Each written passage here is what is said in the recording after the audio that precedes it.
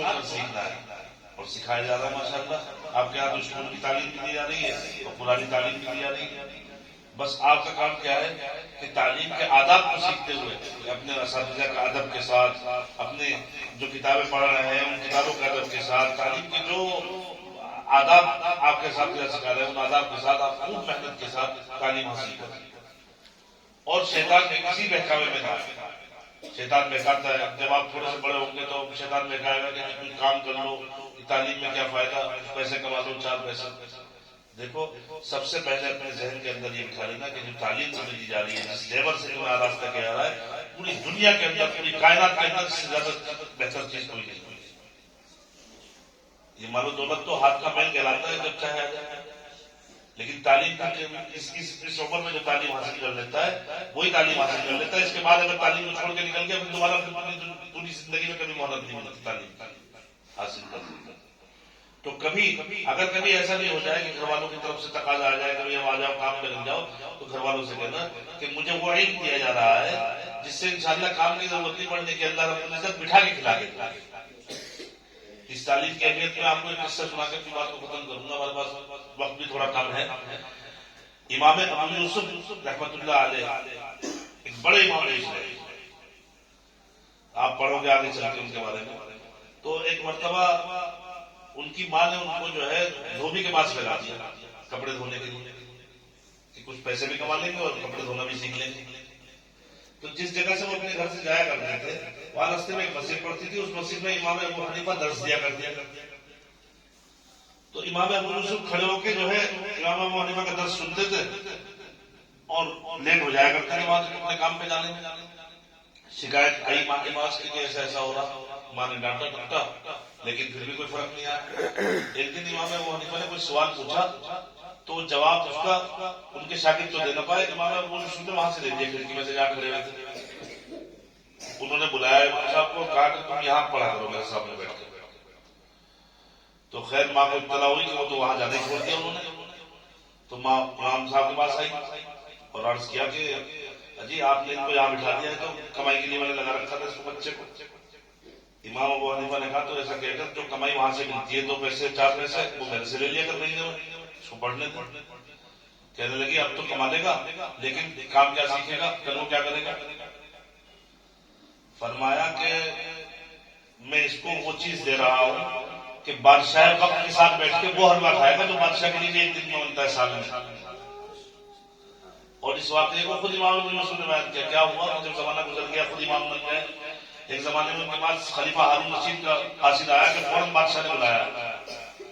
پہنچے بادشاہ کے پاس، کہنے لگے کہ اتنی ایمرجنسی میں بلایا، خیریت تو کہ بادشاہ نے کہا کہ اصل میں مسئلہ یہ ہے کہ سال میں ایک مرتبہ میرے لیے ایک حلوہ بنتا ہے، وہ آج بنا تھا تو میں نے سوچا کہ آپ کو بھی کھلوا دوں حلوہ، اس لیے بلایا. تو امام ابو یوسف رو پڑے. پھر انہوں نے وہ واقعہ سنایا کہ میرے استاد نے میری ماں کو کہی تھی یہ بات کہ میں اس کو وہ چیز دے رہا ہوں جس کی وجہ سے بادشاہ وقت بھی اس کو بلا کے اپنے ساتھ حلوہ کھلائے گا.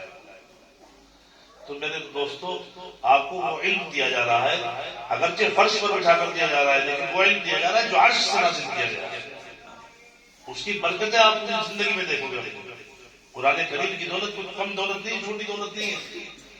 میں باتیں اس لیے آپ سے کر رہا ہوں کیونکہ ہم نے خود یہ زمانہ دیکھا ہے.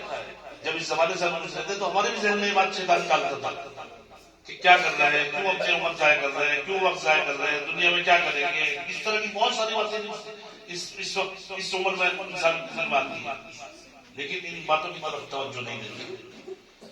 اس کی وجہ یہ ہے کہ شیطان بھی سب کو چھوڑ کر مدرسے کے طلبہ کے پیچھے پڑا ہوا. حضرت تھانوی نے بڑا عجیب واقعہ لکھا ہے اپنی کتاب میں. فرمایا کہ ایک مرتبہ شیطانوں کی میٹنگ ہو رہی تھی، ایک بزرگ وہاں سے جا رہے تھے تو انہوں نے سوچا کہ بھائی شیطانوں کی میٹنگ میں آج میں بھی شریک ہوں دیکھوں. تو وہاں اسٹیج لگایا جا رہا تھا، اسی طرح شیطان سب بیٹھے ہوئے تھے. ابلیس اعظم جو تھا سب سے بڑا شیطان ہے، اس کے لیے کرسی لگائی گئی بیٹھنے کے لیے. اب وہ آیا اور آ کے بیٹھا اور آ کے بیٹھ کے اس نے پوچھا بھائی شیطانوں سے کہ بھائی بتاؤ کیا کیا کیا تم نے آج انعام دیا جائے گا جس نے سب سے بڑا کام کیا. اب اس میں کوئی شیطان اٹھے، وہ کہنے لگے کہ میں نے فلاں خاندانوں کو لڑا دیا، میں نے فلاں کے دل میں پھونک ماری، اس نے پورے ملک کو تاراج کر دیا، پورے ملک کے اوپر حملہ کر دیا، فلاں نے اتنا بڑا کام کیا، فلاں نے اتنا بڑا کام کیا. ابلیس خاموش بیٹھا رہا. اتنے میں لنگڑا شیطان تھا اس سے پوچھا بھائی تو نے کیا کام کیا؟ کہنے لگے جی میں تو کچھ بھی نہ کر سکا. پھر بھی کچھ تو کیا ہی ہوگا آج. کہنے لگا وہ بچہ جو ہے چھوٹا سا مدرسے جا رہا تھا, اس کے دل میں پھونک ماری, وہ اپنا کھیل میں لگ گیا, مدرسے نہیں گیا. تو ابلیس کھڑا ہوا اور اس کو کندھے پہ بٹھایا اور ناچنے لگا. کہنے لگا آج تو ہی انعام کا مستحق. باقی شیطان کہنے لگے ہم نے اتنے بڑے بڑے کام کیے, ہمیں تو کوئی انعام نہیں مل رہا, اس نے ایک ذرا سے بچے کو کیا کھیل میں لگا دیا جس کو انعام مل رہا. تو ابلیس نے کہا کہ اصل مقصد یہ ہے کہ لوگ بچوں کو تعلیم سے روکو گے تبھی تو قرآن کی تعلیم کم ہوگی. سب سے بڑا کام اس نے کیا.